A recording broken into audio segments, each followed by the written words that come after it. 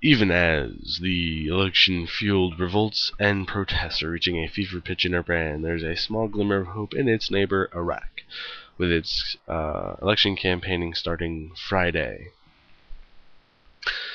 But there are sort of the same kind of ghosty, shadowy elements to this election as there was in the Iranian election.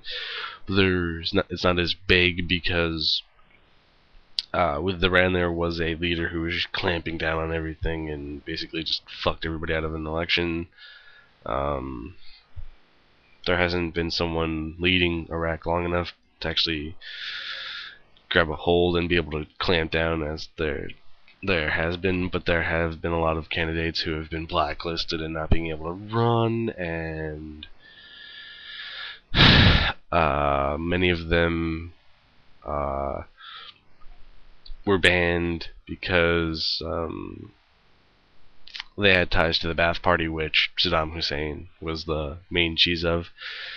Which maybe that's a good thing, maybe it's not. Maybe that's not true democracy, but maybe the Ba'ath Party would be different without Saddam ruling it.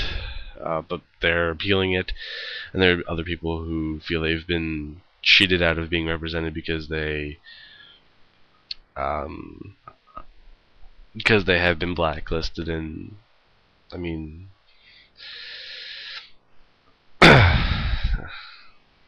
our government doesn't have really that much of a better system. It's really two groups that rule the country: Democrats, Republicans. There's no real third major party. There's no major like other parties. There's just two major parties. That's it. Whatever. But yeah, the number who were originally blacklisted was around 500, but now it's been whittled down to 170. A lot of the people who were banned didn't decide to appeal or just were replaced by other people. There's a panel that's going around taking care of the appeals.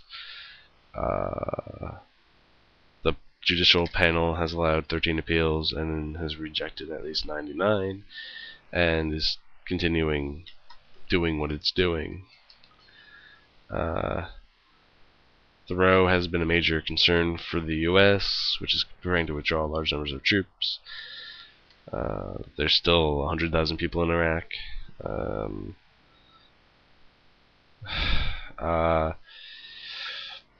And I think the reason that there's such a big problem with the Ba'ath Party is because it is sort of a Nazi-ish kind of thing.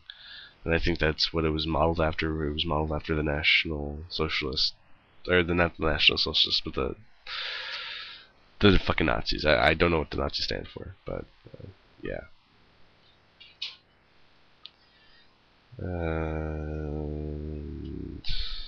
Yeah, the Sunnis are being represented well because of and they don't feel like that because of the Saddam Hussein's rule and putting them down and all of this shit. But and they're complaining about being marginalized. That may or may not be true.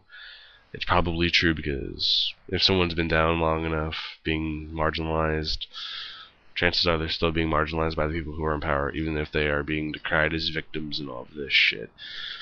But hopefully these elections run smoother than Iran's elections, because I don't think there really needs to be two regions and countries in the world that are at each other's own throats, causing mass destruction and all of that.